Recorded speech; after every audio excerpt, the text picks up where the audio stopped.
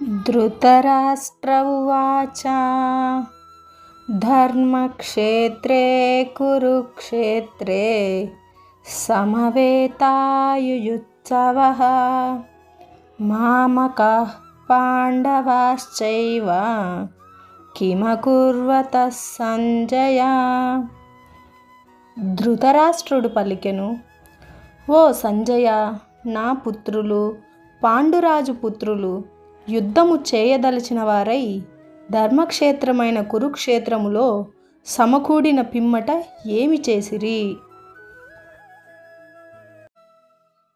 సంజయ ఉవాచ దృష్ట్వా తు పాండవానీకం వ్యూఢం దుర్యోధనస్తదా ఆచార్యముపసంగమ్య రాజా వచనమబ్రవీత్.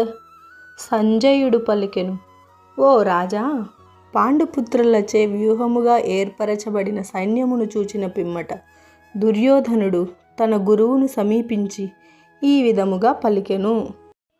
పశ్వైతాం పాండుపుత్రాణం ఆచార్యమహతీం చమూం వ్యూఢాం ద్రుపదపుత్రేణ తవ శిష్యేన ధీమతా.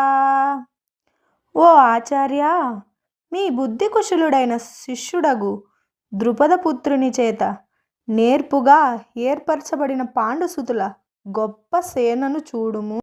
అత్ర శూరా మహేశ్వాస భీమార్జున సమాయుధి యుయుధానో విరాటశ్చ ద్రుపదశ్చ మహారథః. ఇక్కడ సైన్యమున భీమార్జునులతో సమానముగా యుద్ధము చేయగలిగే యూరులైన ధనుర్ధరులెందరో కలరు. యుయుధానుడు, విరాటుడు, ద్రుపదుడు మున్నగువారు అటువంటి మహాయోధులు. దృష్టకేతుశ్చేకితానః కాశీరాజశ్చ వీర్యవాన్ పురజిత్ కుంతిభోజశ్చ శైబ్యశ్చ నరపుంగవః. దృష్టకేతువు, చేకితానుడు, కాశీరాజు, పురుజిత్తు, కుంతిభోజుడు, శైబ్యుడు మున్నగు శూరులైన మహాయోధులు అందున్నారు.